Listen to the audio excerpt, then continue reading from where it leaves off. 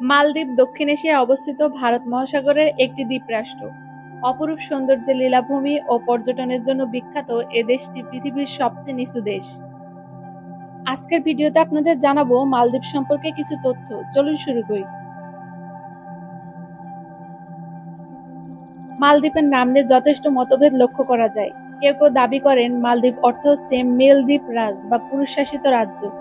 মূলত দ্বীপ একটি সংস্কৃত শব্দ, আর মাল শব্দটি দেশটির রাজধানীর সাথে সামঞ্জস্যপূর্ণ। ঔপনিবেশিক আমলে ডাচরা তাদের নথিপত্রে এ দ্বীপপুঞ্জের নাম মালদ্বীপ বলে উল্লেখ করেন।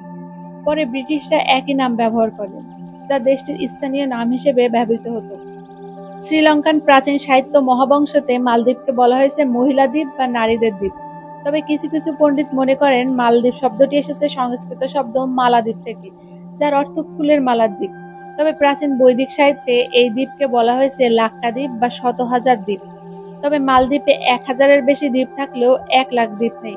আবার আরব পর্যটক ইবনে বতুতা এ দ্বীপকে বলেছেন মহল দ্বীপ বা রাজপ্রাসাদের দ্বীপ। মালদ্বীপের পতাকায় ইবনে বতুতার ব্যাখ্যার নিরিখে এখনো মহল বা রাজপ্রাসাদের ছবি ব্যবহৃত হয়।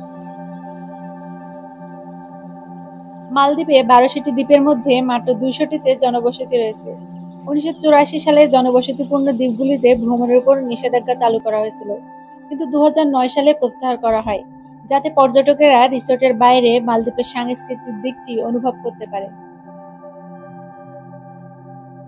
দ্বীপগুলিতে 3000 বছরেরও বেশি সময় ধরে বসবাস করা হয়েছে। প্রত্নতাত্ত্বিক প্রমাণ রয়েছে যে মালদ্বীপে 1500 খ্রিস্টপূর্বাব্দের মতো অনেক আগেও বাসিন্দা ছিল। 1153 খ্রিস্টাব্দে মালদ্বীপে মুসলিম বসতির আগে বৌদ্ধরা শ্রীলঙ্কা থেকে এসে সংক্ষিপ্তভাবে বসতি স্থাপন করেছিল বলে মনে করা হয়।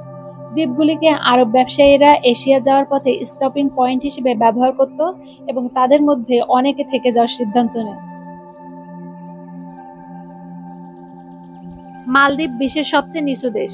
মালদ্বীপের সর্বোচ্চ উঁচু বিন্দু সমুদ্রপৃষ্ঠ থেকে মাত্র 8 ফুট উপরে, যা পৃথিবীর অন্যান্য দেশের তুলনায় কম। 1200টি দ্বীপ সমুদ্রপৃষ্ঠ থেকে গড়ে প্রায় 7 ফুট উপরে। দ্বীপপুঞ্জগুলি প্রবাল প্রাচীরের প্রাকৃতিক বাধা দ্বারা বর্ষা মৌসুমে সুরক্ষিত থাকে। মালদ্বীপের অফিসিয়াল ল্যাঙ্গুয়েজ দিভেই। এটির শ্রীলঙ্কার সিংহলি ভাষার সাথে অনেক মিল রয়েছে। পর্যটন শিল্পের কারণে মালদ্বীপে ইংরেজিও ব্যাপকভাবে বলা হয়। মালদ্বীপের নারিকেল গাছ শক্তিশালী এবং দীর্ঘজীবী হয়। সাদা বালুকাময় সমুদ্র সৈকতের চারপাশে ঘেরা নারিকেল গাছগুলির গড় বয়স 100 বছর। এগুলো প্রায় 30 মিটার পর্যন্ত বৃদ্ধি পেতে পারে। মালদ্বীপের নারিকেল গাছের কাঠ ঐতিহ্যবাহী মালদ্বীপের নৌকা তৈরিতে ব্যবহৃত হয়। মালদ্বীপের সাদা সৈকত অনন্য এবং বিরল। সাদা বালির কারণে সৈকত এত আকর্ষণীয় দেখায়। কোরালাইন বালি খুবই বিরল এবং বিশ্বের মাত্র 5% সমুদ্র সৈকতে পাওয়া যায়। অন্যান্য সাদা বালির সৈকতের বিপরীতে মালদ্বীপের সৈকত সত্যিকারের আদিম।